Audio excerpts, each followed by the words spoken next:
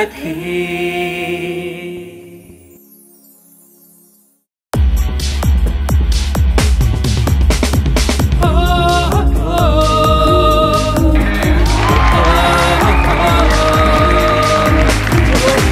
ಪ್ರಪಂಚದ ಎಲ್ಲ YouTube ವೀಕ್ಷಕರಿಗೂ live ಕತೆ ಕಾರ್ಯಕ್ರಮಕ್ಕೆ ಸ್ವಾಗತ. ನಾನು ನಿಮ್ಮ ತಿಲಕ್. ಇವತ್ತಿನ ಲೈವ್ ಕತೆ ಕಾರ್ಯಕ್ರಮದಲ್ಲಿ ಯಾವ ಸಾಧಕರು ಅವರ ನೋವು ನಲಿವಿನ ಘಟನೆಯ ಬಗ್ಗೆ ನಿಮ್ಮ ಹತ್ರ ಹಂಚ್ಕೊಳ್ಳೋಕೆ ಬರ್ತಿದ್ದಾರೆ ಅನ್ನೋ ಕುತೂಹಲ ನಿಮಗಿದೆ ಅಲ್ವಾ?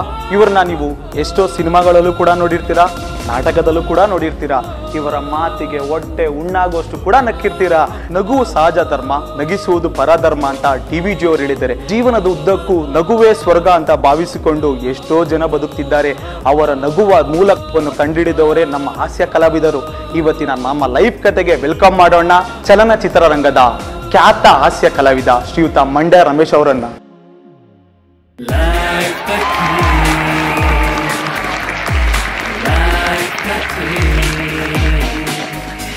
ಏರಿಳಿತದ ಜೀವನದ ಕಥೆಯೊಂದರ ನೆನಪುಗಳ ಲೈವ್ ಕಥೆ, ಲೈವ್ ಕಥೆ, ಲೈವ್ ಕಥೆ, ನಮ್ಮ ಲೈವ್ ಕಥೆ. ಕಣ್ಣೀರಲಿ ಕೈ ತೊಳೆದ ವ್ಯಥೆಯೊಂದರ ಮೆಲುಕುಗಳ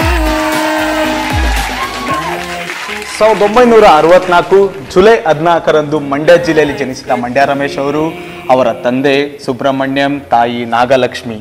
BSc ಪದವೀಧರರಾದ ಇವರು, ಅವರ ಅಣ್ಣ ಆನಂದ್ ಅವರು, ಅವರ ಅಕ್ಕ ವಲ್ಲಿ ಪ್ರಭಾಕರ್ ಅವರು. ಇವರ ಸಂಪೂರ್ಣ ಹೆಸರು ಕುಂತೂರು ಸುಬ್ರಹ್ಮಣ್ಯಂ ರಮೇಶ್. ಇವರು ಹ್ಯಾಟ್ರಿಕ್ ಹೀರೋ ಶಿವರಾಜ್ ಕುಮಾರ್ ಅವರ ಜನ್ಮದ ಜೋಡಿ ಚಲನಚಿತ್ರದ ಮೂಲಕ ಚಲನಚಿತ್ರಕ್ಕೆ ಪಾದಾರ್ಪಣೆ ಮಾಡಿದವರು. 250ಕ್ಕೂ ಹೆಚ್ಚು ಚಲನಚಿತ್ರದಲ್ಲಿ ಖ್ಯಾತ ಹಾಸ್ಯ ನಟರಾಗಿ ನಟನೆ ಮಾಡಿದ್ದಾರೆ. ನಾಟಕ ರಂಗದಲ್ಲೂ ಕೂಡ ಇವರು ಅವರ ನಟನೆ, ನಿರ್ದೇಶನದಲ್ಲೂ ಕೂಡ ಅವರ ಒಂದು ಐತಿಹಾಸಿಕ ಸಾಧನೆ ಮೈಲಿಗಲ್ಲನ್ನು ಕೂಡ ಮಾಡಿದ್ದಾರೆ. ಅದೇ ರೀತಿ ಭಾರತದಲ್ಲದೆ ವಿದೇಶದಲ್ಲೂ ಕೂಡ ನಮ್ಮ ಕರ್ನಾಟಕ ಹೆಮ್ಮೆಯ ಗರಿಯನ್ನು ಹಾರಿಸಿದ್ದಾರೆ. ಜನ್ಮದ ಜೋಡಿ ಮಾದೇಶನಿಂದ ಮಜಾ ಟಕೀಶ್ ಮುದ್ದೇಶನವರೆಗೂ ಜನರ ಮನದಲ್ಲಿ ಹಸಿರಾಗಿ ಉಳಿದಿರುವ ನಮ್ಮ ಮಂಡ್ಯ ರಮೇಶ್ ಸರ್ಗೆ ನಮ್ಮ ಲೈವ್ ಕತೆ ಕಾರ್ಯಕ್ರಮಕ್ಕೆ ಮತ್ತೊಮ್ಮೆ ಸ್ವಾಗತ ಸರ್. ಧನ್ಯವಾದಗಳು. ನಿಮ್ಮ ಲೈವ್ ಕತೆನ ನಮ್ಮ ಲೈವ್ ಕಥೆಯಲ್ಲಿ ಮುಂದುವರ್ಸೋಣ. ಹೇಳಿ ಸರ್, ನಿಮ್ಮ ಬಾಲ್ಯದ ಜೀವನ ಯಾವ ರೀತಿ ಇತ್ತು? ನನ್ನ ಬಾಲ್ಯ ತುಂಬ ಸಮೃದ್ಧವಾದಂಥ, ಇಡೀ ಭಾರತದ ಗ್ರಾಮ್ಯ ಬಾಲ್ಯ ಅಂದರೆ ಒಬ್ಬ ಹಳ್ಳಿ ಹುಡುಗನಿಗೆ ಸಿಗಬೇಕಾದಂಥ ಎಲ್ಲ ಸಂತೋಷಗಳು, ಸಂಭ್ರಮಗಳು ಭಾಳ ಸ್ವಚ್ಛಂದವಾಗಿ ಅನುಭವಿಸಿದವನು ನಾನು. ನಮ್ಮಪ್ಪ ಸರ್ಕಾರಿ ಕಚೇರಿಯಲ್ಲಿ ಇದ್ದಿದ್ದರಿಂದ, ಸರ್ಕಾರಿ ನೌಕರರಾದ್ರಿಂದ ಊರಿಂದ ಊರಿಗೆ ಯಾವಾಗಲೂ ಅವ್ರದ್ದು ಟ್ರಾನ್ಸ್ಫರ್ ಆಗ್ತಾಯಿತ್ತು. Transferable job, ಸುತ್ತಾಡ್ತಾಯಿದ್ರು. ಅಂತಹ ಸಂದರ್ಭದಲ್ಲಿ ಬೆಳ್ಳೂರು, ನಾಗಮಂಗಲಗಳಲ್ಲಿ ನನ್ನ ಬಾಲ್ಯ ಆಯಿತು. ನಾನು ಹುಟ್ಟಿದ್ದು ಮಂಡ್ಯ ಆದರೂ ನನ್ನ ಶಿಶುವಿಹಾರ ಅಂತಾಗಿದ್ದು ಬೆಳ್ಳೂರಿನಲ್ಲಿ, BMC ಅವ್ರ ಬೆಳ್ಳೂರು. ಹೌದು ಸರ್. ಅಲ್ಲಿಂದ ಶುರು ಆದರೆ ಸಣ್ಣ ಪುಟ್ಟ ಗಲ್ಲಿಗಳಲ್ಲಿ ಎಲ್ಲ ಪಡ್ಡೆ ಹುಡುಗರ ಜೊತೆ ತುಂಟಾಟಗಳನ್ನ ಮಾಡಿಕೊಂಡು ಸಹಜವಾಗಿ ಮಾಧುರ ಸ್ವಾಮಿ ಗುಡಿ ಮುಂದೆ ಅಲ್ಲಿ ಎಲ್ಲ ಕೊಂಡದಲ್ಲಿ ಬಿದ್ದು ಎದ್ದು ಆ ರಥೋತ್ಸವ, ಆರ್ಭಟ, ಸಂಭ್ರಮ, ಅಲ್ಲಿ ಸುತ್ತ ಇಡೀ ಬೇರೆ ಬೇರೆ ಬೇರೆ ಬೇರೆ ಎಲ್ಲ ಜನಾಂಗದ ಜಾತಿಯ ಜನರ ಹುಡುಗರ ಜೊತೆ ಒಡನಾಡ್ತಾ ಹಾಗಿದ್ದೊಬ್ಬ ಹುಡುಗಂಗೆ ನಾಗಮಂಗಲಕ್ಕೆ ಬರ್ತಿದ್ದ ಹಾಗೇನೆ ನಾಗಮಂಗಲ ನನ್ನ ಬಾಲ್ಯಕ್ಕೆ ದೊಡ್ಡದೊಂದು ಸ್ಫೂರ್ತಿಯನ್ನು ಕೊಟ್ಟ ಜಾಗ. ಯಾಕೆ ಅಂದರೆ ಅಲ್ಲಿ ರಾಮೋತ್ಸವ ನಡೀತಾ ಇತ್ತು, ಶಂಕರ ಜಯಂತಿ ನಡೀತಾ ಇತ್ತು, ಗಣೇಶೋತ್ಸವ ಅದ್ಭುತವಾಗಿ ನಡೀತಾ ಇತ್ತು.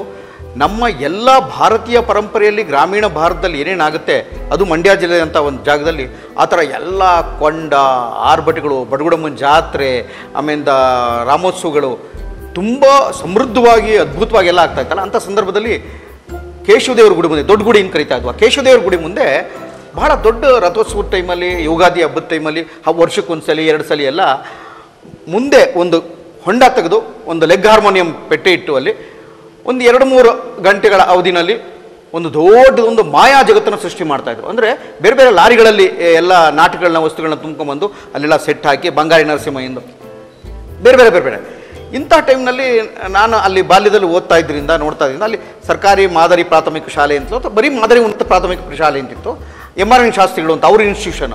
ಅಲ್ಲಿ ಓದ್ತಾ ಇದ್ದ ಒಬ್ಬ ಹುಡುಗನಿಗೆ, ಸಾಧಾರಣ ಹುಡುಗನಿಗೆ ಈ ಊರಿನಲ್ಲಾಗುತ್ತಿದ್ದಂತಹ ರಥೋತ್ಸವ, ಜಾತ್ರೆ, ಆರ್ಭಟ ಇವೆಲ್ಲವುದುವೆ ನನ್ನ ಮನಸ್ಸಿನ ಮೇಲೆ ತುಂಬ ಪರಿಣಾಮ ಬೀರ್ತು.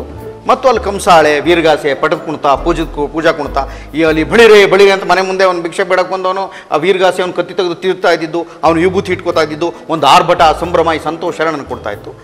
ಮತ್ತು ಬಾಲ್ಯದಲ್ಲಿ ನಮ್ಮ ಸ್ಕೂಲು ಕಾಲೇಜುಗಳಲ್ಲಿ ನನಗೆ ಚೆನ್ನಾಗಿ ನೆನಪಿದೆ, ನಮ್ಮ ಸ್ಕೂಲ್ನಲ್ಲಿ ಪ್ರತಿ ಶನಿವಾರ ಮಾದರಿ ಶಾಲೆಯಲ್ಲಿ ಒಂದು ಕಾರ್ಯಕ್ರಮ ಮಾಡ್ತಾಯಿದ್ರು. ಅದಕ್ಕೆ ಪ್ರತಿ ಶನಿವಾರ ಒಂದು ಕಾರ್ಯಕ್ರಮ ಮಾಡಬೇಕಾದ ಸಂದರ್ಭದಲ್ಲಿ ನಮ್ಮ ತಂದೆ ನನಗೆ ಯಾವುದೋ ಒಂದು ಅಗಸನ್ ಪಾತ್ರ ಮಾಡೋಕ್ಕೆ ಒಂದು ದೊಡ್ಡದೊಂದು ಬಟ್ಟೆ ಗಂಟು ಇಟ್ಬಿಟ್ಟು ನನಗೆ 4 ಮಾತು ಹೇಳ್ಕೊಡೋದು. ಮತ್ತು ಭಾಳ ಸೊಗಸಾದಂಥ ನೇಪಥ್ಯ ಕಲಾವಿದ ನಮ್ಮಪ್ಪ. ಅಂದರೆ ಕೊಬ್ಬರಿನ ಕೆತ್ತನೆ ಮಾಡೋದು, ಸೂಕ್ಷ್ಮವಾಗಿ ಮದುವೆಗಳಲ್ಲಿ ಗಂಡು ಹೆಣ್ಣುಗಳೆಲ್ಲ ಕೊಡ್ತದೆ ಕೊಬ್ಬರಿ, ಅದ್ರಲ್ಲಿ ಕೊಬ್ಬರಿ ಸಕ್ಕರೆ ಕೊಡೋದು, ಈ ಥರದ್ದೇನೋ ಬೀಸಣಿಗೆ ಮಾಡೋದು, ಕಣ್ಣಿಗೆ ಎಣ್ಣೆ ಬಿಟ್ಕೊಂಡು ಅವ್ರು ಕೆತ್ತಾ ಇದ್ದಿದ್ದು ಭಾಳ ಸೂಕ್ಷ್ಮ. ಈಗಲೂ ನೋಡ್ತಾ ಇದ್ದೀನಿ ಅವ್ರ ಕಣ್ಣುಗಳಲ್ಲಿ ಆ ಮೂರ್ತಿಗಳು ಕಾಣಿಸ್ತಾ ಇತ್ತು ನನಗೆ. ತುಂಬ ಅದ್ಭುತವಾದಂಥ ಒಂದು ಕಲೆ, ಅದನ್ನು ಭಾಳ ಚೆನ್ನಾಗಿ ಮಾಡೋರು. ನಮ್ಮ ಇಡೀ ನಾಗಮಂಗಲದಲ್ಲಿ ಮತ್ತು ನಮ್ಮ ಇಡೀ ಪ್ರದೇಶದಲ್ಲಿ ನಮ್ಮ ಅಪ್ಪನ ಆ ಕಲೆ ತುಂಬ ಫೇಮಸ್ಸು. ಆ ಊರು, ಜಾತ್ರೆ, ಜಾನಪದ ಕಲೆ, ಆಮೇಲೆ ಅಲ್ಲಿದ್ದಂಥ ಹುಡುಗರುಗಳು, ಆಮೇಲೆ ಅಲ್ಲಿದ್ದಂಥ ಬೇರೆ ಬೇರೆ ಬೇರೆ ಸಂಭ್ರಮಗಳು, ಅಲ್ಲಿದ್ದಂಥ ಟೆಂಟು, ನನ್ನ ಮೇಲೆ ಹೆಚ್ಚು ಪ್ರಭಾವ ಬೀರಿದಂಥ ಜಾಗದಲ್ಲಿ ಒಂದು ಟೆಂಟು ಮತ್ತು ನಾಟಕಗಳು, ಗಣೇಶೋತ್ಸವಗಳು, ಮತ್ತು ಊರಿನಲ್ಲಿ ನಾನೇ ತಂಡವನ್ನು ಕಟ್ಟಿಕೊಂಡಿದ್ದ ರೀತಿ. ಇದಕ್ಕೆ ನಮ್ಮ ಸೋದರ ಮಾವ ಗೋಪಾಲರಾವ್ ಅಂತ ಒಬ್ಬ ಇದ್ದ, ನಮ್ಮಲ್ಲೇ ಉಳ್ಕೊಂಡಿದ್ದ. ಆತ ನಮ್ಮನ್ನು ಆ ನಾಟಕಗಳಿಗೆ ಕರ್ಕೊಂಡು ಹೋಗುವ. ನಾನು ನಮ್ಮಣ್ಣ ಅವನ ಜೊತೆ ರಾತ್ರಿ ಹೋಗಿ ನೋಡಿ ನಮ್ಮಪ್ಪನ ಆಫೀಸ್ನಲ್ಲಿ ಕಳೆಕಾಯಿ ತಿಂತ ಮಲ್ಕೋತಾ ಇದ್ದು ನನಗೆ ಚೆನ್ನಾಗಿ ನೆನಪಿದೆ. ಆ ಪ್ರಕರಣಗಳು ಬಹುಶಃ ನನ್ನನ್ನು ಒಬ್ಬ ಕಲಾವಿದ ಆಗೋದಕ್ಕೆ ರೂಪಿಸೋದು ಅಂತ ನನಗೆ ಯಾವಾಗಲೂ. ನಮ್ಮ ಸೋದರ ಮಾವ ಗೋಪಾಲರಾವ್ ಕೂಡ ನನ್ನ ಈ ಕಲೆಯ ಬೆಳವಣಿಗೆಯಲ್ಲಿ ಮತ್ತು ನಮ್ಮಪ್ಪ ತೋರಿಸಿಕೊಟ್ಟಂಥ ಕಲೆಯ ನೇಪಥ್ಯದ ಬೇರೆ ಬೇರೆ ಬೇರೆ ಜಾಗಗಳು ಮತ್ತು ಅವ್ರಿಗಿದ್ದಂಥ ಪ್ರೀತಿ ಮತ್ತು ನನಗಿದ್ದಂಥ ಪಡ್ಡೆ ಹುಡುಗರ ತುಂಟಾಟದ ಬರೀ ಚೇಷ್ಟೆ ಮಾಡ್ತಾ ಇದ್ದಂಥ ಹುಡುಗರ ದಂಡಿತ್ತಲ್ಲ, ಆ ದಂಡು ನಾನೊಬ್ಬ ಕಲಾವಿದ ಆಗೋದಕ್ಕೆ ರೂಪುಗೊಳ್ಳೋದಕ್ಕೆ ಸಹಾಯ ಮಾಡೋದು ಅಂತ. ಅದೇ ನನ್ನ ಬಾಲ್ಯವೇ ಆಮೇಲೆ ನಾನೇ ಒಂದು ತಂಡ ಕಟ್ಕೊಂಡಿದ್ದೆ 7ನೇ ಕ್ಲಾಸ್ ಅಷ್ಟೊತ್ತಿಗೆ.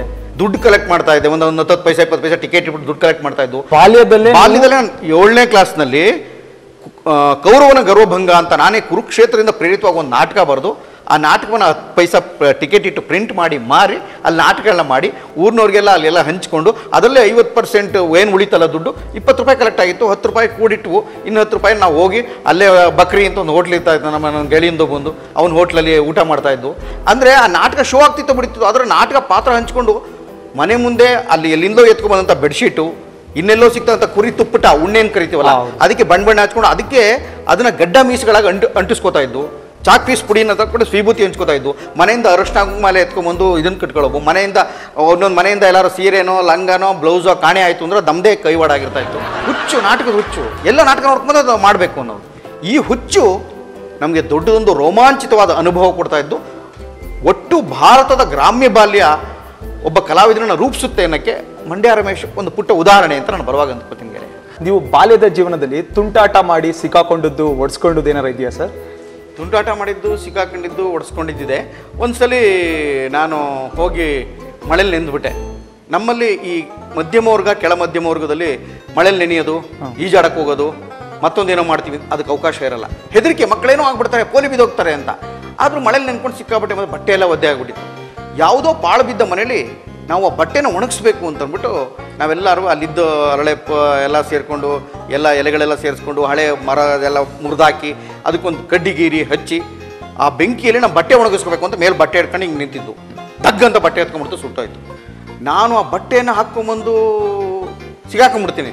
ಅದಕ್ಕೆ ಹಿಂಭಾಗಲಿಂದ ಬಂದು ಹಿತ್ತಲಿಂದ ಬಂದು ಮೆತ್ತಗೆ ಮನೆ ಒಳಗೆ ಆ ಬಟ್ಟೆ ಎಲ್ಲ ಔಸಿಟ್ಬಿಟ್ಟು ನಾನು ಏನೂ ಆಗಿಲ್ಲ ಅಂತ ಮಲ್ಕೊಂಬಿಟ್ಟೆ. ಇದು ಯಾಕೆ ಮೈಯಲ್ಲಿ ಅವನು ಬೆತ್ತಲೆ ಮಲಗಿದ್ದಾನೆ ಅಂತ ಆಮೇಲೆ ಡೌಟು. ಕಡೆಗೆ ಶರ್ಟ್ ಹುಡುಕ್ ತೆಗೆದ್ರು ಫುಲ್ ಸುಟ್ಟೋಗಿದೆ. ಹಿಡ್ಕೊಂಡು ಚೆನ್ನಾಗಿ ಒದ್ದಿದ್ದು ನೆನಪಿದೆ. ನಮ್ಮಪ್ಪ ನನಗೆ ಹಿಡ್ಕೊಂಡು ಚೆನ್ನಾಗಿ ಒದ್ದಿದ್ದು ನೆನಪಿದೆ. ನನಗೀಗಲೂ ಆ ಸುಟ್ಟ ಜಾಗ ಮುಂದೊಂದು ದಿನ ನನ್ನ ನಾಟಕ ಕ್ಷೇತ್ರ ಆಗ್ಬಿಡೋದು. ಅದು ಅಲ್ಲಿ ಆಟೋ ವಿಶ್ವಣ್ಣ ಅಂತಿದ್ದ, ಅವ್ರ ಮನೇಲಿ ನಾನು ಅವ್ರ ಮನೆ ಪಾಳು ಬಿದ್ದಿತ್ತು ಅವಾಗ. ಆ ಮನೇಲಿ ಸುಟ್ಟಿದ್ದು ನನಗೆ ಚೆನ್ನಾಗಿ ನೆನಪಿದೆ. ನಾಗಮಂಗಲದಲ್ಲಿ ಇದು ಬಹುಶಃ 4-5ನೇ ಕ್ಲಾಸ್ ಇದ್ದಿರ್ಬೋದು ಅಂತ ಅನ್ಕೋತೀನಿ. ಆಗ ಮಾಡಿದ್ದು ಈ ತುಂಟಾಟ ನೆನಪಿದೆ ನನಗೆ. ಇನ್ನೊಂದು ನಾಟಕದ ತುಂಟಾಟ, ಅದು ತನಗೆ ತಾನೇ ಗಡಿಸಿದ್ದು. ನಾಟಕದಲ್ಲಿದ್ದಾಗ ನಾನು 4ನೇ ಕ್ಲಾಸ್ನಲ್ಲಿ ಮೋಹಿನಿ ಭಸ್ಮಾಸುರ ನಾಟಕ ಮಾಡಿದ್ದೆ. ಆ ನಾಟಕದಲ್ಲಿ ಮೋಹಿನಿ ಪಾತ್ರ ಮಾಡಿದಾಗ ನನಗೆ ಸೀರೆ ಕಳಕ್ ಅಂತ ಬಿಚ್ಚೋಗ್ಬಿಟ್ಟಿತ್ತು. ಎಲ್ಲರೂ ಬಿದ್ದು ನಗ್ತಾ ಇದ್ರು. ನಾನು ಆ್ಯಕ್ಟಿಂಗ್ ಚೆನ್ನಾಗಿ ಮಾಡಿದರೆ ಅದಕ್ಕೆ ನಗ್ತಾ ಇದ್ದಾರೆ ಜನ ಅಂತ ಫುಲ್ ಖುಷಿ ಆಗ್ಬಿಟ್ಟಿದ್ದೆ. ನೋಡಿದ್ರೆ ಜನ ನಕ್ಕಿದ್ದು ನನ್ನ ಸೀರೆ ಬಿಚ್ಚೋಗಿದ್ದಕ್ಕೆ. ಹಾಗಾಗಿ ಅದೊಂದು ಭಾಳ 2 ಸಂತೋಷಕರವಾದ ಘಟನೆಗಳು ನನ್ನ ಮನಸ್ಸಿಗೆ ಯಾವಾಗಲೂ ಮತ್ತೆ ಮತ್ತೆ ಮತ್ತೆ ನನ್ನ ಸ್ಮೃತಿ ಪಟಲದಲ್ಲಿ ಜಾಗೃತ ಆಗ್ತಾ ಇರ್ತೀವಿ. ನೀವು ಬಾಲ್ಯದ ಜೀವನದಲ್ಲಿ ಅಪ್ಪನ ಕೈಲಿ ಏರ್ ತಿಂದಿರೋದೇನಾರು ಇದೆಯಾ ಸರ್? ಬೇಕಾದಷ್ಟು ಸರಿ ತಿಂದೀನಿ. ನಮ್ಮ ಅಪ್ಪಂದು ಎಷ್ಟು ಮೊನಚಾದ ಐರನ್ ಅಂತ ಕೈಯಾಗಿತ್ತು ಅಂದರೆ ನನಗೆ ಅವರು ತೊಡೆ ಮೇಲೆ ಇಲ್ಲಿ ಹೊಡೆದಾಗ ಮಾರ್ಕ್ ಬಿದ್ದಿದ್ದು ಕೂಡ ನನಗೆ ನೆನಪಿದೆ. ಅನೇಕ ಸಂದರ್ಭಗಳಾಗಿದೆ. ವಿಶೇಷವಾಗಿ ಮನೆಯಿಂದ ಕರೆಕ್ಟ್ ಟೈಮಿಗೆ ಬರಲಿಲ್ಲ, ಆಮೇಲೆ ಚೆನ್ನಾಗಿ ಓದಲಿಲ್ಲ ಅನ್ನೋ ಸಂದರ್ಭಗಳಲ್ಲಿ ನಮ್ಮ ಅಪ್ಪ ನನಗೆ ಹೊಡಿತಾ ಇದ್ದು ನೆನಪಿದೆ, ನಮ್ಮಮ್ಮ ಹೊಡೆದಿದ್ದು ನೆನಪಿಲ್ಲ, ನಾವು ಅವನ ಕೈಲಿ ಹೊಡೆಸ್ಕೊಂಡಿದ್ದು ನನಗೆ ನೆನಪಿಲ್ಲ, ಅಪ್ಪನ ಕೈಲಿ ಪೆಟ್ಟು ತಿಂದಿದ್ದು ಚೆನ್ನಾಗಿ ನೆನಪಿದೆ. ಆದರೆ ಅಪ್ಪ ಎಲ್ಲರ ಬದುಕಿನಲ್ಲಿ ಸಿಗುವಂಥ ಅಪ್ಪನಿಗಿಂತ ಒಂದು ಪಟ್ಟು ಜಾಸ್ತಿ ಜಗತ್ತಿನ ಪ್ರೀತಿಯೆಲ್ಲ ಕೊಡುವಂಥ ಅಪ್ಪ ನಮ್ಮಪ್ಪ.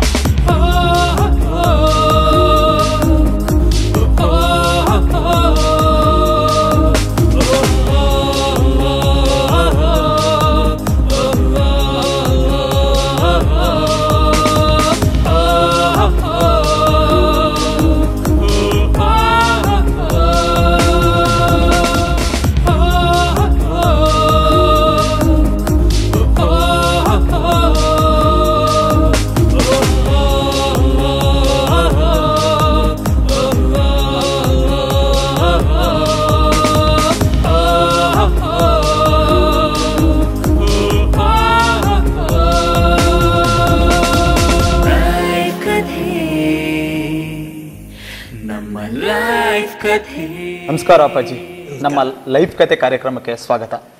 ಇವತ್ತು ನಿಮ್ಮ ಮಗ ಮಂಡ್ಯ ರಮೇಶ್ ಸರ್ ಅವರು ಈ ಬೃಹತ್ ವೇದಿಕೆಯಲ್ಲಿದ್ದಾರೆ. ನೀವು ಆ ಕಾಲದಲ್ಲಿ ಹೊಡೆದಿರೋ ಏಟು ಒಂದು ಶಿಲೆಯಾಗಿ ರೂಪುಗೊಂಡಿದೆ, ಏನಂತೀರಾ ಅಪ್ಪಾಜಿ ಇದ್ರ ಬಗ್ಗೆ? ರಮೇಶನ ಬಗ್ಗೆ ನನಗೆ ತುಂಬ ಹೆಮ್ಮೆ ಇದೆ. ಅವನು ಬಾಲ್ಯದಿಂದಲೂ ಹೆಚ್ಚು ತುಂಟಾಟ ಮಾಡ್ತಾ ಇರಲಿಲ್ಲ, ಅದಕ್ಕಿಂತ ಹೆಚ್ಚಾಗಿ ದೈವಭಕ್ತನಾಗಿದ್ದ. ಸಾಮಾನ್ಯವಾಗಿ ಏನು ಹೇಳ್ತಾರೆ ಎಲ್ಲರೂ ಸಹಿತ ಅವನು ಹುಟ್ಟ ಕಲಾವಿದ ಹಾಗೆ ಹೀಗೆ ಅಂತೇಳಿ ಎಲ್ಲ ಹೇಳ್ತಾರಲ್ಲ, ಆದರೆ ಅವನು ಹುಟ್ಟು ಕಲಾವಿದ ಇವತ್ತಿಗೂ ಸಹಿತ ಅದನ್ನೇ ಉಳಿಸ್ಕೊಂಡು ಬಂದಿದೆ. ಅವನು ನಾಗಮಂಗಲದಲ್ಲಿದ್ದಾಗ ಅಥವಾ ಮಂಡ್ಯದಲ್ಲಿದ್ದಾಗ ಅನೇಕ ತುಂಟಾಟಗಳನ್ನು ಮಾಡಿದ್ದಾನೆ. ಅಲ್ಲಿ ನಾಗಮಂಗಲದಲ್ಲಿ ಕೆರೆ ಅಂತ ಹೇಳಿ ಇದೆ, ಆ ಕೆರೆ ಯಾವಾಗಲೂ ತುಂಬಿರುತ್ತೆ. ಅಲ್ಲಿಗೆ ಇವನು ಚಿಕ್ಕವನಾಗಿರುವಾಗ ಇವರ ಒಟ್ಟಿಗೆ ಎಲ್ಲ ಹೋದ, 5-6 ಗಂಟೆ ಇರ್ಬೋದೇನೋ, ಆವಾಗ ಆಟ ಆಡಿಕೊಂಡು ಎಲ್ಲ ಹೋಗಿದ್ರು. ಆಗ ಇವ್ರು ಹೋದಾಗ ಏನಾಯಿತು ಅಂದರೆ ಇವರು ಅಲ್ಲಿ ಕಲ್ಲು ಎಸೋದು, ಇಲ್ಲಿ ಕೆಸೆಸೋದು, ಆ ಪೊಟ್ರೆಗೆ ಕೈ ಹಾಕೋದು, ಈ ಪೊಟ್ರೆಗೆ ಕೈ ಹಾಕೋದು ಎಲ್ಲ ಮಾಡ್ತಾ ಇದ್ದಲ್ಲ. ಇವನು ಯಾವ ಒಂದು ಪೊಟ್ರೆಗೆ ಕೈ ಹಾಕಿದಾಗ ಒಂದು ಚೇಳು, ಒಂದು ಮೊಂಡರ್ಗಪ್ಪೆ ಅಂತಾರೆ, ಅದು ಬಹಳ ವಿಷಪೂರಿತವಾದಂಥದ್ದು, ಅದಕ್ಕೆ ಇವನಿಗೆ ಹೊಡಿತು, ಕಚ್ಚಿಬಿಟ್ಟಿತ್ತು. ಆದರೆ ಬಾಲ್ಯ ಸ್ನೇಹಿತರು ಅವ್ರನ್ನ ಕೂಡಲೇ ನಮ್ಮ ಮನೆಗೆ ಕರ್ಕೊಂಡು ಬಂದರು. ನನಗೆ ಬೇಕಾದಂಥ ಒಬ್ಬರು ಡಾಕ್ಟ್ರ್ ಇದ್ದರು, ಅವರು ಚಿಕಿತ್ಸೆ ಕೊಟ್ಟು ಪರವಾಗಿಲ್ಲಪ್ಪ ಸರಿಯಾದ ಟೈಮಿಗೆ ಕರ್ಕೊಂಡು ಬಂದಿದ್ದೀರಾ, ಅದರಿಂದ ಏನೂ ತೊಂದರೆ ಇಲ್ಲ ಅನ್ನೋ ಒಂದು ಇದು ಸಂಭವ ನಡೆದಿತ್ತು. ರಮೇಶ್ ಸರ್ 250ಕ್ಕೂ ಹೆಚ್ಚು ಚಲನಚಿತ್ರಗಳನ್ನ ನಟನೆ ಮಾಡಿದ್ದಾರೆ. ನಿಮಗೆ ಯಾವ ಪಾತ್ರ ತುಂಬಾ ಇಷ್ಟ ಆಯ್ತು ಅಪ್ಪಾಜಿ? ಆ ನಾಗಮಂಡಲದ್ದೇ ಪ್ರತಿಯೊಬ್ಬರಿಗೂ ಸಹಿತ. ಅದು ಬಿಟ್ಟರೆ ರವಿಚಂದ್ರನ ಜೊತೆಯಲ್ಲಿ ಕನಸುಗಾರ. ರಮೇಶ್ ಸರ್, ಅಪ್ಪಾಜಿಯವ್ರ ಬಗ್ಗೆ ಒಂದೆರಡು ಮಾತು.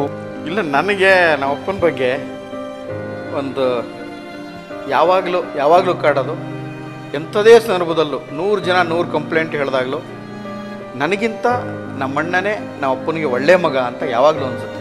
ಒಂದು ಸಣ್ಣ ಗಿಲ್ಟ್ ನನಗೆ ಯಾವಾಗಲೂ ಇದೆ. ಅಂದರೆ ಇವತ್ತಿನ ಈ ಇಳಿ ವಯಸ್ಸಿನಲ್ಲಿ ಅವ್ರಿಗೆ 88 ವರ್ಷ, ಆತ ಪುಸ್ತಕ ಬರೀತಾರೆ, ನಮ್ಮಪ್ಪ ಪುಸ್ತಕ ಬರೀತಾರೆ. ಈಗಲೂ 1 ಗಂಟೆ ನಿರರ್ಗಳವಾಗಿ ಮಾತಾಡಿ ಅಂತಂದರೆ ವೇದ ಉಪನಿಷತ್ತುಗಳ ಬಗ್ಗೆ ನಿರರ್ಗಳವಾಗಿ ಮಾತಾಡ್ತಾರೆ. ಹಿಂದೂ ಧರ್ಮ, ಪರಂಪರೆ, ಭಾರತೀಯತೆ, ನಮ್ಮ ಕಾನೂನುಗಳು ಎಲ್ಲದರ ಕುರಿತಾಗೂ ಮಾತಾಡ್ತಾರೆ. ಆಮೇಲೆ ಇವತ್ತಿಗೂ ಕಲೆ ಬಗ್ಗೆ ಉತ್ಸಾಹ ಇದೆ. ಎಷ್ಟು ಜೀವನೋತ್ಸಾಹಿ ಅಂದರೆ ಇಷ್ಟೊಂದು ಜೀವನ್ಮುಖಿಯಾದ ನಮ್ಮಪ್ಪನಿಗೆ ಇಳಿ ವಯಸ್ಸಿನಲ್ಲಿ ನನ್ನ ಎಲ್ಲ ಸುತ್ತಾಟಗಳು, ದಿವಸಕ್ಕೊಂದೂರು, ಇವತ್ತು ಬೆಳಗ್ಗೆ ಒಂದೂರು, ನಾಳೆ ಒಂದೂರು, ನಾಟಕ ನಾಡಿದ್ದಿನ್ನೆಲ್ಲೋ ಸೆಮಿನಾರು, ಆಮೇಲೆ ಬೇರೆ ಬೇರೆ ನಾಟಕ ಎಲ್ಲ ಸುತ್ತಾಡ್ತೀನಿ. ನಾನು ಯಾವ ಪೂರ್ಣ ಸಮಯ ಕೊಟ್ಟು ಅವ್ರನ್ನ ನೋಡ್ಕೋಬೇಕಾಗಿತ್ತು ಅದನ್ನು ನೋಡ್ಕೊಳಕ್ಕಾಗಿಲ್ಲ. ನಾನು ಮಿಕ್ಕಿದ್ದೇನೇ ಕೊಡ್ಬೋದು, ಆದರೆ ಸಮಯ ಕೊಟ್ಟು ನೋಡ್ಕೋತಾ ಇರೋದು ನಮ್ಮ ಅಣ್ಣ ನಮ್ಮ ಅತ್ತಿಗೆ. ಅದಕ್ಕಾಗಿ ಈ ಋಣವನ್ನು ತೀರ್ಸೋಕ್ಕೋಸ್ಕರಾಗಿ ಮುಂದೆ ಸರಿ ಒಬ್ಬ ಸಾಧಾರಣ ಮಗನಾಗಿ ಹುಟ್ಟಿ ಸೆಲೆಬ್ರಿಟಿ ಆಗಿ ಹುಟ್ಟಿದ್ದೇನೆ. ನಮ್ಮ ಅಪ್ಪನ ನೋಡ್ಕೊಳ್ಳೋಂಥ ಅವಕಾಶ ದೊರಕಿಸ್ಕೊಡ್ಲಿ, ಇದೇ ಅಪ್ಪ ನಂಗೆ ಸಿಗಲಿ ಅಂತ ಕೇಳ್ತೀನಿ. ತುಂಬಾ ಧನ್ಯವಾದ ಅಪ್ಪಾಜಿ ನಮ್ಮ ಲೈಫ್ ಕತೆ ಕಾರ್ಯಕ್ರಮಕ್ಕೆ ಬಂದದಕ್ಕೆ.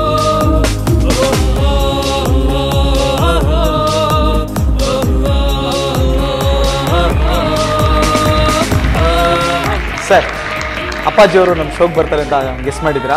ಇಲ್ಲ, ಇದು ನಿರೀಕ್ಷಿತ. ಅಪ್ಪ ಅಂದ್ರೆ ನನಗೆ ಆಕಾಶ, ಅಮ್ಮ ಅಂದ್ರೆ ಭೂಮಿ ಅಲ್ವಾ, ಭೂಮಿ ತಾಯಿ ಯಾವಾಗಲೂ. ಅಪ್ಪ ಅಂದ್ರೆ ಆಕಾಶ. ಯಾಕೆ ಅಂದರೆ ಅಮ್ಮ ಅಂದ್ರೆ ವಾಸ್ತವ, ಅಪ್ಪ ಅಂದ್ರೆ ಕಲ್ಪನೆ.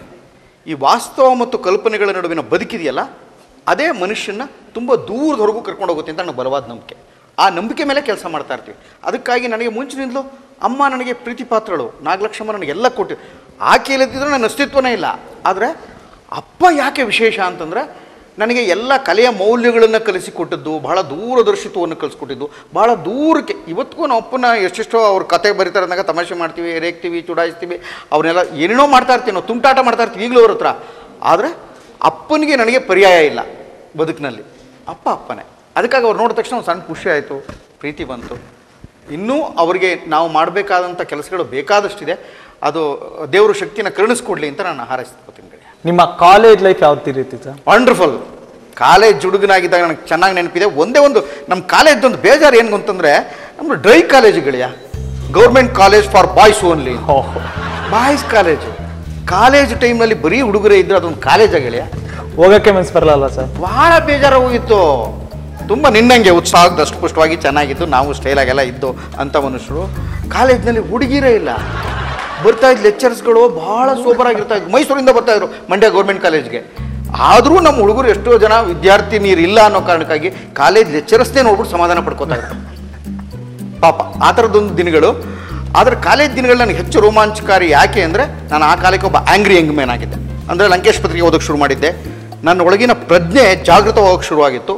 ನನಗೆ ಆವಾಗ ಈ ಜಾತಿ ವ್ಯವಸ್ಥೆ ಸುಳ್ಳು, ಧರ್ಮಾಂಧತೆಯನ್ನು ಮಾಡಬಾರ್ದು, ಮತ್ತು ಇಡೀ ಭಾರತ ಹೇಗೆ ನಮಗೆ ಸರ್ವಶ್ರೇಷ್ಠವೋ ಹಾಗೆ ಜಗತ್ತೆಲ್ಲ ಒಂದು, ನಾವು ವಿಶ್ವಮಾನವರಾಗಬೇಕು, ಇಡೀ ಜಗತ್ತನ್ನು ಪ್ರೀತಿ ಮಾಡಬೇಕು, ನಮಗೆ ಕುವೆಂಪು ಹೇಳ್ಕೊಟ್ಟಿದ್ದನ್ನು, ಬೇಂದ್ರೆ ಹೇಳ್ಕೊಟ್ಟಿದ್ದನ್ನು, ಕಾರಂತ ಹೇಳ್ಕೊಟ್ಟಿದ್ದನ್ನು ಜಗತ್ತಿಗೆ ಹಂಚಬೇಕು ಅಂತ ನನಗಾಗಲೇ ಅನಿಸೋದಕ್ಕೆ ಶುರುವಾಗಿತ್ತು. ಅಂಥ ಕಾಲೇಜ್ ದಿನಗಳಲ್ಲಿ ನನಗೆ ನಂದು CBZ ಕೆಮಿಸ್ಟ್ರಿ, ಬಾಟ್ನಿ, ಜುವಾಲಜಿ ವಿಜ್ಞಾನ ವಿದ್ಯಾರ್ಥಿ ನಾನು. ಆ್ಯಕ್ಚುಲಾಗಿ ಕಲೆಗೂ ನನಗೂ ಹೆಂಗೆ ಸಂಬಂಧ ಹುಟ್ಕೊಂತ ನನಗೆ ಗೊತ್ತಿಲ್ಲ. ಆದರೆ ಚಿಕ್ಕಂದಿಂದ ಇದ್ದಂಥ ಹೈಸ್ಕೂಲು ಕಾಲೇಜು ವಿದ್ಯಮಾನಗಳಲ್ಲಿ ಕಾಲೇಜ್ನಲ್ಲಿ ಒಬ್ಬ ವಿದ್ಯಾರ್ಥಿ ಲೀಡರ್ ಆಗಿದ್ದೆ ನಾನು. ಗದ್ದಲಿಂಗಯ್ಯ ಅಂತ ಪ್ರಿನ್ಸಿಪಾಲ್ ಇದ್ದರು. ಅವ್ರ ಮಗಳು ಲೀಲಾ ಅಪ್ಪಾಜಿ ಅಂತ ಭಾಳ ಅದ್ಭುತವಾದ ಹೆಂಗಸು ಆಕೆ. ತುಂಬ ಒಳ್ಳೆ ನಮಗೆ ಪ್ರೊಫೆಸರ್ ಆಗಿದ್ದರು. ತುಂಬ ಚೆನ್ನಾಗಿ ಪಾಠ ಮಾಡೋರು. ಅನೇಕ ಜನ ಕರಿಮುದ್ದೀನ್ ಅಂತ, MS ಕೃಷ್ಣಯ್ಯ ಅಂತ ಭಾಳ ದೊಡ್ಡ ದೊಡ್ಡ ಕಾಲೇಜ್ನಲ್ಲಿ. ಆಮೇಲೆ ಹಾಗೆ ನಾನು ಓದ್ತಾ ಇದ್ದಿದ್ದೆಲ್ಲ BSc ಸರ್ಕಾರಿ ಬಾಲಕರ ಕಾಲೇಜ್ನಲ್ಲಾದರೂ ನನ್ನ ಎಲ್ಲ ಬೆಳವಣಿಗೆ PS ಕಾಲೇಜ್ನಲ್ಲಿ ಗೆಳೆಯರ ಬಳಗ ಅಂತ KV ಶಂಕರೇಗೌಡರು ಹುಟ್ಟಾಕಿದ್ದು ಒಂದು ತಂಡ ಇತ್ತು. ಅಲ್ಲಿ ಜಯಪ್ರಕಾಶ್ ಗೌಡರು, ಮೋಹನ್ ರಾಜು ಮತ್ತು ಶಿವರಾಮ್, ಲೈಬ್ರರಿ ಶಿವರಾಮ್ ಅಂತ ಇವರೆಲ್ಲ ಸೇರಿ ಮಾಡೋಂಥ ಗೆಳೆಯರ ಬಳಗ ಅಂತ ಒಂದು ಸಂಸ್ಥೆ. ಮಂಡ್ಯ ರಮೇಶನ ಪ್ರಜ್ಞೆ ಬದಲಾಗಿದ್ದು, ಅವನ ಯೋಚನಾ ಶಕ್ತಿ ಶುರುವಾಗಿದ್ದು, ಅಷ್ಟು ನನ್ನ ಮನಸ್ಸಿಗೆ ಪರಿವಿಗೆ ಬಂದಿದ್ದು, ನಿರ್ಗಳವಾಗಿ ಕನ್ನಡವನ್ನು ಮಾತಾಡೋ ಕಾರಣ ಆಗಿದ್ದು ಒಂದು ರಂಗ ತರಬೇತಿ ಶಿಬಿರ. ಅದು ಕಾಲೇಜಿನಲ್ಲಿ PS ಕಾಲೇಜ್ ನಡೆದ ಒಂದು ರಂಗ ತರಬೇತಿ ಶಿಬಿರ 1982 ಅಕ್ಟೋಬರ್ 18ನೇ ತಾರೀಕು. ಅದ್ಭುತವಾಗಿ ಸಂಕ್ರಾಂತಿ, ಲಂಕೇಶ್ವರ ಸಂಕ್ರಾಂತಿ ಮತ್ತು ದನಿಳದವರು ಅಂತ ಎಸ್ ಮೂರ್ತಿ ಅವ್ರು ನಾಟಕದಲ್ಲಿ ಮಾಡಿದ್ರು. ಆ ಇಡೀ ಗುಂಪಿನಲ್ಲಿ ಸಣ್ಣ ಹುಡುಗ ನಾನೇ, ಮಿಕ್ಕವರೆಲ್ಲ ದೊಡ್ಡವರಾಗಿದ್ದರು. ಆದರೆ ದೊಡ್ಡ ಸಂತೋಷವನ್ನು ಕೊಟ್ಟಿದ್ದ ಜಾಗ ನನಗದು. ಹಾಗಾಗಿ ಕಾಲೇಜು ನನ್ನ ಜೀವನದಲ್ಲಿ ತುಂಬ ಸಂತೋಷ ಪಡ್ಕೋತಾ ಇದ್ದೆ. ನಮ್ಮ ಕಾಲೇಜಿನ ಹುಡುಗಿ ಇಲ್ಲದೇ ಇದ್ರೂ ಪರವಾಗಿಲ್ಲಪ್ಪ, ನಾನು ಪೇಪರ್ ಬಾಯ್ ಆಗಿದ್ದೆ. ಬೇರೆ ಬೇರೆ ಮನೆಗೆ ಪೇಪರ್ ಹಾಕಕ್ಕೆ ಹೋದಾಗ ಅಲ್ಲಿ ನೋಡ್ತಾ ಇದ್ದೆ ಹೆಣ್ಮಕ್ಳನ್ನ ಸಂತೋಷ ಪಡ್ಕೊಳ್ವೆ, ಬೇರೆ ಕಾಲೇಜಿನ ಹುಡುಗಿರ ಬಗ್ಗೆ ಕವನ ಬರೆಯುವೆ. ಯಾಕೆಂದ್ರೆ ಅದೇನು ಇಲ್ಲದೆ ಹೋದ್ರೆ ಅದು ಅಂತ ಬರೋದು.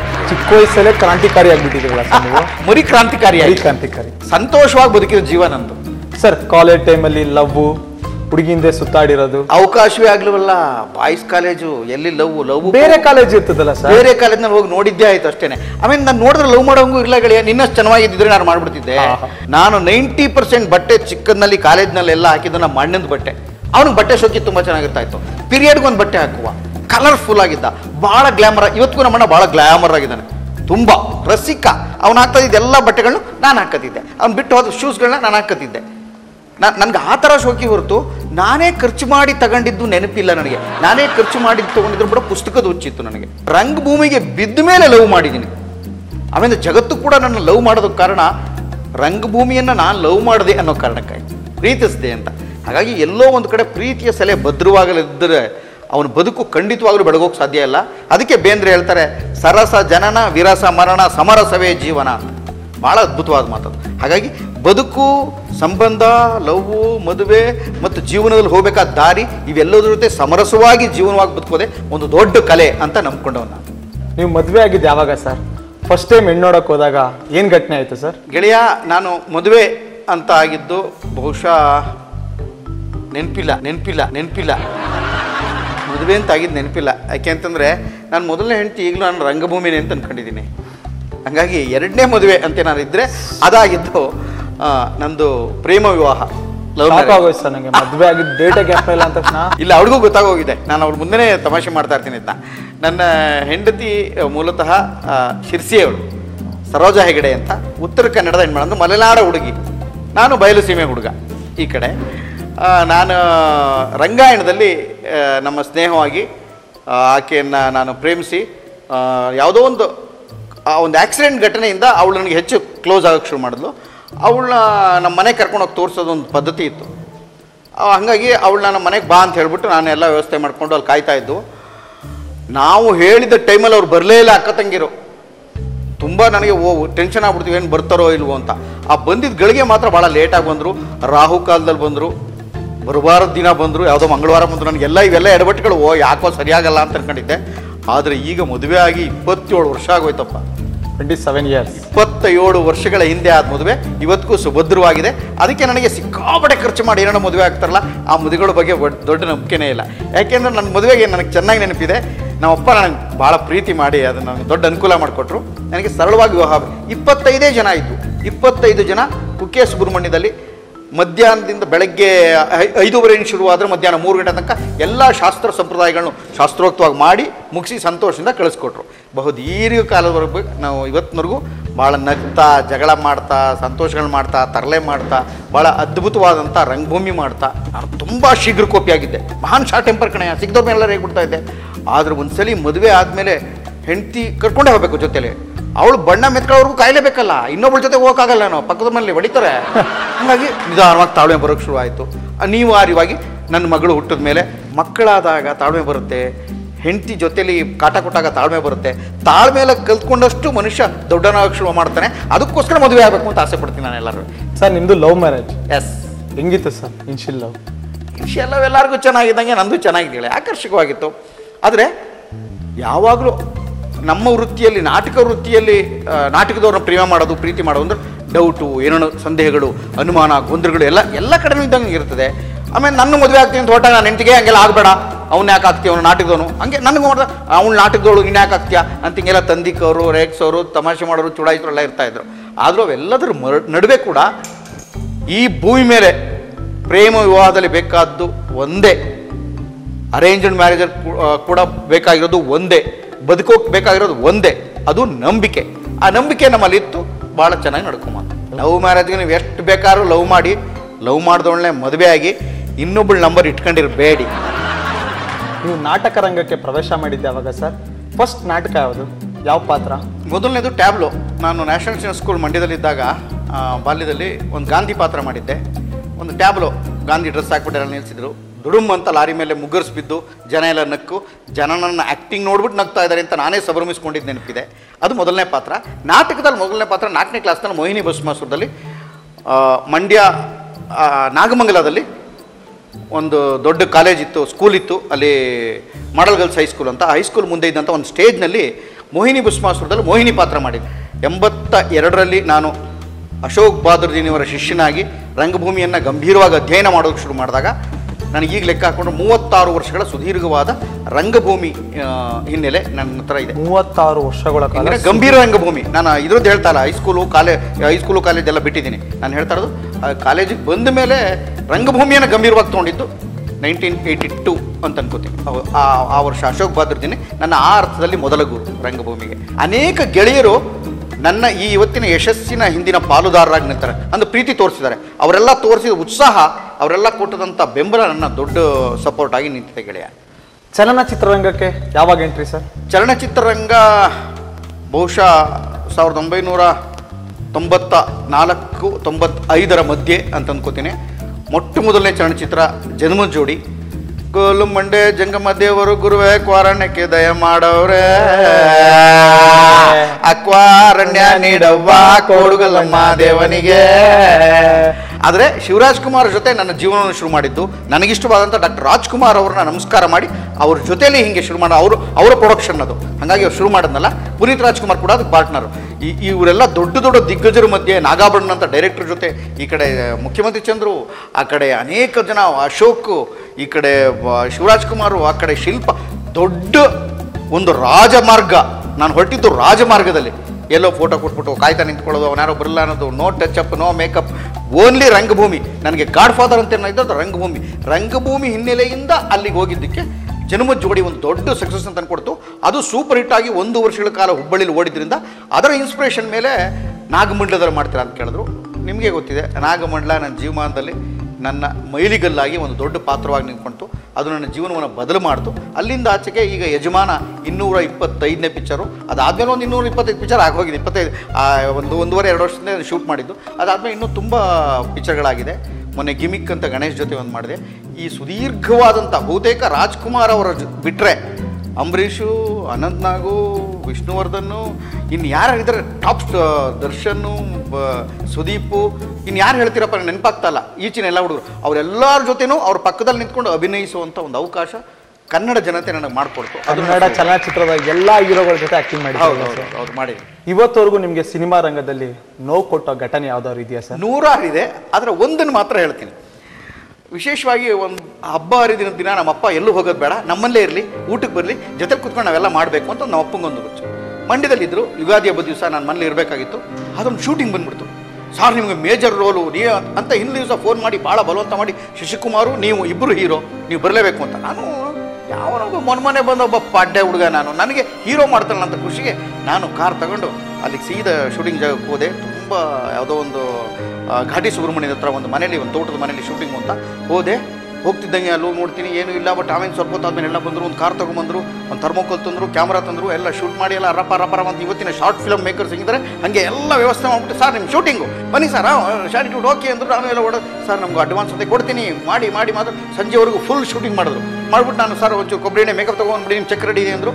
ಖುಷಿಲಿ ಹೋಗ್ಬಿಟ್ಟು ಮೇಕಪ್ ಎಲ್ಲ ತಗೊಂಬಂದು ಈಚೆ ಕಡೆ ಬಂದು ನೋಡ್ತೀನಿ, ಮಂಗಮಾಯ ಒಬ್ಬರೂ ಇಲ್ಲ. ಈ ದೆವ್ವದ ಫಿಲ್ಮಲ್ಲಿ ಆಗ್ತಲ್ಲ ಹಂಗೆ ಯಾರೂ ಇಲ್ಲ, ಪಟಕನ್ ಮಾಯ ಆಗ್ಬಿಟ್ಟವ್ರೆ. ನಾನು ಗಾಬರಿ ಆಗ್ಬಿಟ್ಟೆ, ಇದೇನಿದು, ನಾನು ಕಾರಲ್ಲಿ ಬೇರೆ ಬಂದ್ಬಿಟ್ಟಿದ್ದೀನಿ, ಪೆಟ್ರೋಲ್ಗೆ ಡೀಸೆಲ್ಗೆ ಯಾವಕ್ಕೂ ಚಾರ್ಜು ಇಲ್ಲ, ನನ್ನ ರೆಮ್ಯುನರೇಷನು ಇಲ್ಲ, ಯಾರು ಎಲ್ಲ ಹೇಳ್ಬಿಟ್ಟು ನಮಸ್ಕಾರ ಕಮ್ಮಂದ್ರಲ್ಲ ಅಂತ. ನಾನು ಆಮೇಲೆ ಒಬ್ಬನೇ ಹೆಂಗೋ ಮಾಡ್ಕೊಂಡು ಯಾವನೋ ಒಬ್ಬ ಅಭಿಮಾನಿ ಹಾಕ್ಸ್ಕೊಟ್ಟಿದ್ದು ದುಡ್ಡಲ್ಲಿ ಒಬ್ಬನೇ ವಾಪಸ್ ಬರ್ತಾಯಿದ್ದೆ ಕಾರಲ್ಲಿ. ಆಮೇಲೆ ಅವ್ನು ಫೋನ್ ಸಿಕ್ತು ಪ್ರೊಡಕ್ಷನ್ ಮ್ಯಾನೇಜರ್, ಯಾಕೆ ಹಿಂಗೆ ಮಾಡಿಬಿಟ್ರಿ, ಬಿಟ್ಬಿಟ್ಟು ಹೊಡೋದ್ರಲ್ಲ, ಎಲ್ಲರೂ ದುಡ್ಡು ಕಾಸು ಕೊಡೋಡೆ ಸಿನಿಮಾ ಮಾಡಿದ್ದಕ್ಕೆ ಅಂತ. ಅದಕ್ಕೆ ಅವನಂದ, ಅದು ಯಾರನ್ನೋ ಯಾಮಾರಿಸ್ಬೇಕಾಗಿತ್ತು ನೀವು ಸಿಕ್ಬಿಟ್ರಿ ಅದಕ್ಕೆ ಒಂಚೂರು ಅವನ ಹತ್ರ ದುಡ್ಡು ಇಸ್ಕೊಂಡು ನೀವು ಮಾಡ್ಬಿಟ್ಟು ಮತ್ತು ಶೂಟಿಂಗ್ ಮಾಡಿದ್ರೆ ಹಿಂದೆ ಶೂಟಿಂಗಲ್ಲಿ ರೀಲ್ ಹಾಕಿದ್ದು ಸರ್. ರೀಲೇ ಇಲ್ಲದೆ ಇರೋ ಪಿಕ್ಚರಲ್ಲಿ ಆ್ಯಕ್ಟ್ ಮಾಡಿದ ಖ್ಯಾತಿ ಇದ್ರೆ ಅದು ಮಂಡ್ಯ ರಮೇಶ್ಗೆ ಮಾತ್ರ ಕಂಡು.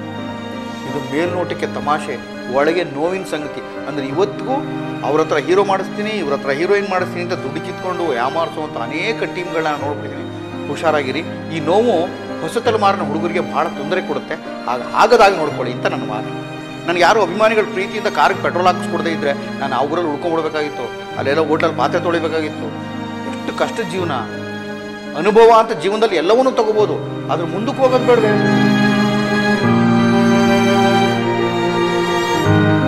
ನಿಮ್ಮ ನಟನೆಗೆ ನಿಮ್ಮ ಫ್ಯಾಮಿಲಿ ಸಪೋರ್ಟ್ ಯಾವ ರೀತಿ ಇತ್ತು ಸರ್? ತುಂಬ ಬೆಂಬಲ ಇತ್ತು ಗೆಳೆಯ. ಮುಂಚಿನಿಂದ ನಾನು ಬಹಳ ಪ್ರೀತಿ ಮಾಡ್ತೀನಿ. ನಮ್ಮಮ್ಮ ಸಂತೋಷ ಪಡೋರು, ನಮ್ಮಪ್ಪ ಸಂತೋಷ ಪಡೋರು, ಎಲ್ಲರೂ ಸಂತೋಷ ಪಡೋರು. ನಮ್ಮ ಅತ್ತೆ ಮಾವ, ನನ್ನ ಚಿಕ್ಕಂದಿಂದ ಎಲ್ಲರೂ ನನ್ನ ಮಾನವ ಆ್ಯಕ್ಟಿಂಗ್ ಮಾಡಿದ್ರು. ರೋಮಾಂಚನ ಅನ್ನೋರು ಭಾಳ. ನಾನು ರಾಜ್ಕುಮಾರ್ ಮಾನವ ಆ್ಯಕ್ಟಿಂಗ್ಗಳು ಮಾಡೋದ್ರಲ್ಲಿ ನನ್ನ ಸಿದ್ಧಹಸ್ತನಾಗ್ಬಿಟ್ಟಿದ್ದೆ. ಆದರೆ ಇದ್ರ ಜೊತೆಗೆ ನೆನೆಸ್ಕೊಳ್ಳೇಬೇಕಾದ 2 ಜೀವಗಳು ಅಂದರೆ ನನ್ನ ಸಪೋರ್ಟ್ ಮಾಡೋದ್ರಲ್ಲಿ ಒಂದು ನಮ್ಮ ಅಕ್ಕ. ಯಾಕೆಂದರೆ ನನಗೆ ತಿಂಗಳಿಗೆ 50 ರೂಪಾಯಿ ಅವಳು ಪೋಸ್ಟ್ ಆಫೀಸ್ನಲ್ಲಿ ಕಳಿಸ್ಕೊಟ್ಟು ನಾನು ತುಂಬ ಕಾಪಾಡ್ತಾ ಇದ್ಲು. ಬಹಳ ಪ್ರೀತಿ ಪಾತ್ರಳಾದಂಥ ನಮ್ಮ ಅಕ್ಕ ವಲ್ಲಿದೇವಿ ಅಂತ.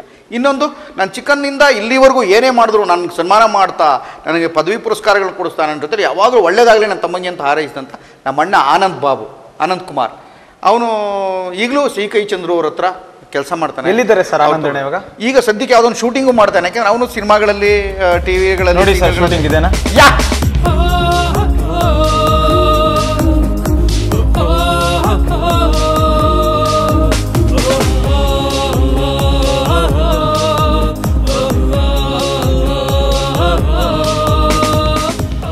ಸರ್, ನಿಮ್ಮ ತಮ್ಮ ಮಂಡ್ಯ ರಮೇಶ್ ಸರ್ ನಮ್ಮ ವೇದಿಕೆಯಲ್ಲಿದ್ದಾರೆ. ಅವ್ರ ಬಗ್ಗೆ ಅವನು ನನ್ನ ತಮ್ಮ ಅಂತ ಹೇಳ್ಕೊಳಕ್ಕೆ ಹೆಮ್ಮೆ ಆಗುತ್ತೆ. ನಾವು ನಂದು ಕಲರ್ ಆದರೆ ಅವನು ಕಲರ್ಫುಲ್ ಲೈಫ್. ಕಲೆ, ಸಾಹಿತ್ಯ, ಸಂಗೀತ ಇವುಗಳ ರಾಜ ಕಂಡ್ರಿ. ಅವನು ರಂಗಭೂಮಿನ ಅರ್ದು ಕುಡಿದು ಬಿಟ್ಟಿದ್ದಾನೆ. ಈಗನೂ ಅಷ್ಟೇ ಒಂದು 1000 ಹುಡುಗರುಗಳಿಗೆ ಒಂದು ಅತ್ಯದ್ಭುತವಾದ ಒಂದು ನಟನ ಅಂತ ಒಂದು ಮಾಡಿ, ನಮ್ಮನ್ನು ಎಲ್ಲ ಡೈರೆಕ್ಟರ್ ಅಂತ ಮಾಡಿಕೊಂಡು ನಮ್ಮಪ್ಪ ಪ್ರೆಸಿಡೆಂಟು ಅತ್ಯದ್ಭುತವಾಗಿ ಒಂದು ಎಲ್ಲರಿಗೂ ಒಂದು ರಂಗಭೂಮಿ ಸೇವೆ ಮಾಡ್ತಾ ಇದ್ದಾನೆ. ಅವನು ನಿಜವಾಗ್ಲೂ ಸದ್ಯದಲ್ಲೇ ಡಾಕ್ಟರೇಟ್ ಸಿಗಬೇಕು ಅಂತ ನಮ್ಮ ಎಲ್ಲರ ಕನ್ನಡ ಅಭಿಮಾನಿಗಳ ಆಸೆ. ನನಗೂ ನನ್ನ ಕುಟುಂಬಕ್ಕೂ ದೊಡ್ಡ ಆಸೆ ಅಂದರೆ ಅವನೇ. ಚಿಕ್ಕ ವಯಸ್ಸಲ್ಲಿ ಅಣ್ಣ ತಮ್ಮ ಅಂದರೆ ಸ್ವಲ್ಪ ಗಲಾಟೆ, ಇಲ್ಲ ಏನಾರೋ ಒಂದು ಕಿತಾಪತಿ ಕೆಲಸಗಳು ಏನಾದರೂ ಇದ್ದೇ ಇರುತ್ತೆ ಸರ್? ಯಾವುದೂ ಇಲ್ಲ. ಯಾಕೆಂದರೆ ಅವನು ತುಂಬ ಅತ್ಯದ್ಭುತವಾಗಿ ಅವನು ರಂಗಕಲೆನ ತುಂಬ ಚಿಕ್ಕಂದಿನಡೆ ಬೆಳೆಸ್ಕೊಂಡು ಬರ್ತಾ ಇದ್ದಾನೆ, ಅದನ್ನು ನಡೆಸ್ಕೊಂಡು ಬರ್ತಾ ಇದ್ದಾನೆ. ನನಗೂ ಅವನಿಗೂ ಅಂಥ ಒಂದು ಬೇರೆ ಥರದ್ದು ಯಾವುದೇ ಥರ ಒಂದು ಕೆಟ್ಟದ ಗಲಾಟೆ ಆಗಲಿ ಏನೇ ಆಗಲಿ ಇಲ್ಲವೇ ಇಲ್ಲ. ನನಗೆ ಅವನು ದೊಡ್ಡ ಹೆಮ್ಮೆ. ಅವನು ಒಬ್ಬ ತಮ್ಮನಿಗೆ ಏನು ಒಳ್ಳೆಯದಾಗ್ಬೋದು, ಅವ್ನಿಗೆ ಸಿಗುವಂಥ ಸಂತೋಷಗಳೇನು, ಅವನ ತಾಪತ್ರಗಳೇನು ಸಂಕಟಗಳೇನು ಅಂತ. ನನಗೆ ಎಷ್ಟೋ ಟೈಮು ದುಡ್ಡಿಗೆ ಸಮಸ್ಯೆ ಆದಾಗ ಅವನೇ ನಿಂತ್ಕೊಂಡು ಸಾಲ ಕೊಡಿಸಿದ್ದಾನೆ. ರಂಗಮಂದಿರ ಕಟ್ಟಬೇಕಲ್ಲ, ನಾನು ರಂಗಮಂದಿರ ಉದ್ಘಾಟನೆ ಮಾಡಬೇಕು ಅಂತ ಅಂದ್ಕೊಂಡಾಗ ನಾನು ಅಪ್ಪ ಕಾಸು ಇಲ್ಲ ನಾನೇನು ಶಾಸ್ತ್ರ ಮಾಡಲ್ಲ ಅಂದಾಗ ಇವನು ಮತ್ತು ನಮ್ಮ ಅಪ್ಪ ಸೇರ್ಕೊಂಡು ನಾವು ಅದಕ್ಕೆ ಗೃಹ ಪ್ರವೇಶ ಥರ ಮಾಡ್ತೀವಿ, ಶಾಸ್ತ್ರ ಮಾಡ್ತೀವಿ ಅಂತ ನಿಂತ್ಕೊಂಡು ಕೆಲಸ ಮಾಡಿದ್ರು. ನಮ್ಮ ಅಕ್ಕ ಪಾಪ ಇನ್ನೊಂದೇನೋ ಸಹಾಯ ಅಂದರೆ ಕೆಲವೊಮ್ಮೆ ಬಲ್ಲವರಿಂದ ಕಲಿತು ಅಂತ ಹೇಳ್ತಾರಲ್ಲ, ಹಾಗೆ ಕೆಲವರೆಲ್ಲ ಸೇರ್ಕೊಂಡು ಮಾಡಿ ಸಹಾಯದಿಂದ ಇವತ್ತು ನಾನು ಸ್ಟ್ಯಾಂಡ್ ಆಗಿದ್ದೀನಿ ಅಷ್ಟೇ. ಅದು ಮಂಡ್ಯ ರಮೇಶ್ ಹಿಂದೆ ತುಂಬ ಜನ ಹಿತೈಷಿಗಳು ಅಭಿಮಾನಿಗಳು ಕೆಲಸ ಮಾಡಿದ್ರಿಂದ ಮಂಡ್ಯ ರಮೇಶನ ಗೆಲುವು ಹೊರತು ಅದರಿಂದೇನೇ ಇಲ್ಲ. ಅದರಲ್ಲಿ ಇವನ ಪಾಲು ತುಂಬ ಇದೆ. ಅದಕ್ಕಾಗಿ ಬಹಳ ಹೆಮ್ಮೆ ಇದೆ, ಸಂತೋಷ ಇದೆ, ಒಂದು ಆರೋಗ್ಯವಂತ ಮನಸ್ಸಿದೆ ಅವನಿಗೆ. ಅದಕ್ಕಾಗಿ ನಮ್ಗೆ ದೊಡ್ಡ ಸಂತೋಷ. ಯಾಕೆಂದರೆ ತುಂಬ ಜನರಲ್ಲಿ ಅನೇಕ ಕುಟುಂಬಗಳೆಲ್ಲ ಅದೇ ಇರೋಲ್ಲ, ಅದಕ್ಕಾಗಿ ಸಂತೋಷ. ಆಮೇಲೆ ಎಂಥ ಅದ್ಭುತವಾದ ದಿವಸದಲ್ಲಿ ನಿಮ್ಮ ಲೈಫ್ ಕತೆ ಇವತ್ತು ನಮಗೆ ಸಂತೋಷವನ್ನು ಕೊಟ್ಟಿದೆ ಅಂದರೆ ಇವತ್ತು ಅವನು ಹುಟ್ಟಿದಪ್ಪ, ಅವನ ಬರ್ತಡೇ ಸರ್. ಹಾಗಾಗಿ ಹ್ಯಾಪಿ ಬರ್ಡೇ ಸರ್. ಇವತ್ತು ನಮ್ಮ ಲೈಫ್ ಕಥೆಯಲ್ಲಿ ನಿಮ್ಮ ಬರ್ಡೇನ ಸೆಲೆಬ್ರೇಟ್ ಮಾಡೋಣ ಸರ್. ಕೇಕ್ ಸೆಟಪ್ ಬರಲಿ. ಯಾ ಲೈಫ್ ಕಥೆ ಏರಿಳಿತದ ಜೀವನದ ಕಥೆಯೊಂದರ ನೆನಪುಗಳ ಲೈಫ್ ಕಥೆ ಲೈಫ್ ಕಥೆ ಲೈಫ್ ಕಥೆ ನಮ್ಮ ಲೈಫ್ ಕಥೆ. ಕಣ್ಣೀರಲಿ ಕೈ ತೊಳೆದ ವ್ಯಥೆಯೊಂದರ ಮೆಲುಕುಗಳ ಲೈಫ್ ಕಥೆ ನಮ್ಮ ಲೈಫ್ ಕಥೆ. ನಮ್ಮ ಲೈಫ್ ಕತೆ ಕಾರ್ಯಕ್ರಮಕ್ಕೆ ಬಂದು ಸರ್ ರಮೇಶ್ ಸರ್ ಬಗ್ಗೆ ಎಲ್ಲ ವಿಷಯಗಳನ್ನ ಹೇಳಿದ್ಕೆ ತುಂಬ ಧನ್ಯವಾದಗಳು.